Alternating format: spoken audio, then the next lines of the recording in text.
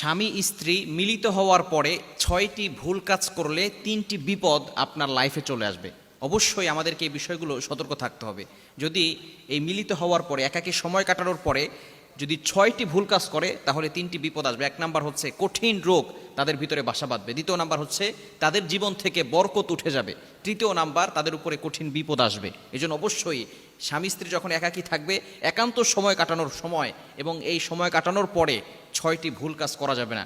এটা আদর্শ নয়, নবীজি সাল্লাল্লাহু আলাইহি সাল্লামের আদর্শ নয়। নবীজি সাল্লাল্লাহু আলাইহি সাল্লাম নিষেধ করে দিয়েছেন। নাম্বার 1 নাম্বার হচ্ছে উলঙ্গ হয়ে মিলিত করা। বিশেষ করে স্বামী স্ত্রীরা যখন একসাথে থাকবে একান্ত সময় কাটাবে উলঙ্গ হয়ে মিলিত হওয়া যাবে না। এটা ইসলাম সাপোর্ট করে না। কেননা ভালো করে বুঝে রাখেন, আমরা অনেক সময় এটাকে কিছু মনে করি না। কেননা আমাদের আশেপাশে কিন্তু অনেক দুষ্ট জিন আছে, অনেক শয়তান আছে, যেগুলো আমাদেরকে সবসময় দেখে। যে যদিও তারা আমাদের কাছ থেকে অদৃশ্য, আমরা দেখতে পারি না, কিন্তু তারা আমাদেরকে দেখছে। যদি আপনি একেবারে উলঙ্গ হয়ে যান তাহলে শয়তান এটাকে দেখে হাসি ঠাট্টা করে। আমাদের প্রত্যেকের সাথে কিন্তু ফেরেশতাও আছে। যখন শয়তান হাসি ঠাট্টা করে তখন কিন্তু ফেরেশতা এটা দেখে খুব লজ্জিত হন এবং তারা আল্লাহর কাছে বলেন, আল্লাহ, শ্রেষ্ঠ মাখলুকাত তারা কিভাবে একেবারে উলঙ্গ হয়ে গিয়েছে। শয়তান হাসাহাসি করে, দুষ্ট জিন জাতিরা হাসাহাসি করে এবং আপনাদের উপরে বদনজর কুনজর দেওয়ার চেষ্টা করে। এই জন্য অবশ্যই একেবারে উলঙ্গ হয়ে মিলিত হওয়া যাবে না, এই ভুল কাজটি করবেন না। 2 নাম্বার হচ্ছে খুবই গুরুত্বপূর্ণ বিষয়, আমরা যখনই মিলিত হব তখন দোয়া না পড়ে স্বামী স্ত্রী মিলিত হব না, বিসমিল্লাহ পড়ে তারপর আমরা মিলিত হওয়ার চেষ্টা করব। কেননা বুখারী শরীফের ভিতরে হাদিস এসেছে 1141 নম্বর হাদিস, 141 নম্বর হাদিসের ভিতরে এসেছে, নবীজি সাল্লাল্লাহু আলাইহি সাল্লাম জানিয়ে দিয়েছেন যখন তোমরা মিলিত হবে তখন অবশ্যই একটি দোয়া পড়ে বিসমিল্লাহি আল্লাহুম্মা জান্নিবিনা শাইতান ওয়া জান্নিবিশ শাইতানা মা রাযাকতানা এটা পড়ে গেলে তাহলে শয়তান সেখানে বদনজর কুনজর দিতে পারবে না এবং স্বামী স্ত্রীর মাধ্যমে যে সন্তান দুনিয়াতে আসবে এই সন্তান হবে আদর্শ সন্তান।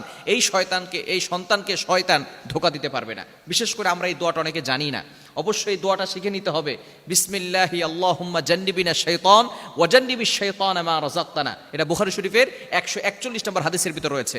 নবীজি সাল্লাল্লাহু আলাইহি ওয়াসাল্লাম চমৎকার একটি দোয়া শিখিয়ে দিয়েছেন কিভাবে কি কাজ করলে ভালো হবে। এটা একমাত্র ইসলাম ধর্মের ভিতরে আমাদের নবী আমাদেরকে সব কিছু শিক্ষা দিয়ে গিয়েছেন। বাবা যেভাবে তার সন্তানকে শিক্ষা দেন আমাদের নবী আমাদেরকে শিক্ষা দিয়েছেন। লজ্জা নয়, বিষয়গুলো জানতে হবে। আমরা অনেকে এগুলোকে লজ্জার বিষয় মনে করি, এগুলো না জানার কারণে আমরা অনেক ভুল কাজ করছি, যার কারণে সন্তানগুলো আমাদের কথা শোনে না। সন্তান বড় হয়ে সে কেমন যেন হারাম খেতে চায়, গুনাহের কাজ করতে চায়, বাবা মার কথা শুনতে চায় না। এজন্য অবশ্যই এই দোয়া যদি করে কোনো বাবা মা মিলিত হয় তাহলে তার সন্তানগুলো আদর্শ সন্তান হবে, এই সন্তান বাবা মার অবাধ্য হবে না। এজন্য 1 নাম্বার হচ্ছে একেবারে উলঙ্গ হয়ে কি করা যাবে না, মিলিত হওয়া যাবে না। 2 নাম্বার দোয়া না পড়ে মিলিত হওয়া যাবে না। 3 নাম্বার হচ্ছে মিলিত হওয়ার পরে তাড়াহুড়া করে গোসল করা যাবে না।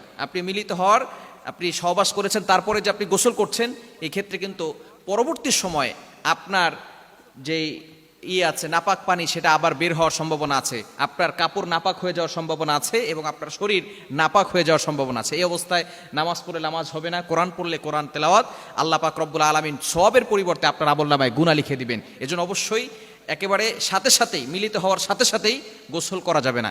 এমনকি যে সময় মিলিত হওয়ার পরে কিন্তু একটু ঘামার কারণে ওই সময় বিজ্ঞান বলছে এই সময় গোসল করার সাথে মানুষের শরীরে বিভিন্ন ধরনের রোগ বাসা বাঁধতে পারে, বিভিন্ন রোগ হওয়ার সম্ভাবনা আছে।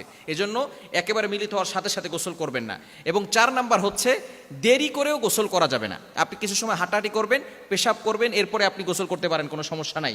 কেননা গোসল যদি দেরিতে করে, অনেক সময় দেখা যাচ্ছে অনেক মানুষ এমন আছে, বিশেষ করে ইয়াং পিপল যারা আছে তারা একেবারে সকাল 10টার সময় গোসল করে, 10টার সময় ফজরের নামাজ মিস করে ফেলে এবং এইভাবে সংসারের কাজগুলো করে। এই জন্য সংসার থেকে বরকত উঠে যায়, সংসারে উন্নতি হয় না, ডেভেলপ হয় না, উন্নতি হয় না, একমাত্র এই কারণে। মিলিত হওয়ার পরে গোসল ফরজ হয়েছে, সে গোসল না করে সংসারে সব কাজবাজ করতেছে। এজন্য অবশ্যই সতর্ক থাকতে হবে, মিলিত হওয়ার পরে এই ভুল কাজ করা যাবে না, আমাদেরকে সতর্ক থাকতে হবে। এবং 4 নাম্বার হচ্ছে যে মিলিত হওয়ার পরে গোসল না করে কোরআন পড়া যাবে না, কোরআন ধরা যাবে না। বর্তমানে এক দল বের হয়েছে, তারা বলে যে গোসল ফরজ হলেও কোরআনও পড়া যাবে, কোরআন ধরা যাবে। হ্যাঁ, দোয়া যদি কোনো থাকে, যেমন আয়াতুল কুরসি আছে, বিভিন্ন দোয়া আছে, কোরআনের আয়াত, সেগুলো পড়া যাবে, তবে কোরআনের আয়াত এটা পড়া যাবে না। এই বিষয়গুলো অবশ্যই সতর্ক থাকতে হবে।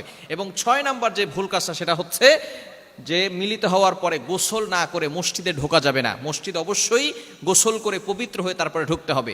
এই 6টি ভুল কাজ যদি কোনো ব্যক্তি করে তাহলে তার কঠিন রোগ হওয়ার সম্ভাবনা আছে এবং তার ঘর থেকে বরকত উঠে যাবে, উন্নতি করতে পারবে না, এমনকি তার ভিতরে আযাব গজব আল্লাহ পাক রব্বুল আলামিন বিপদ চাপিয়ে দিবেন। এজন্য অবশ্যই আমরা এই সমস্ত কাজগুলো জেনে তারপর আমল করার চেষ্টা করব। আল্লাহ তাআলা আমাদের সকলকে বুঝার তৌফিক দান করেন।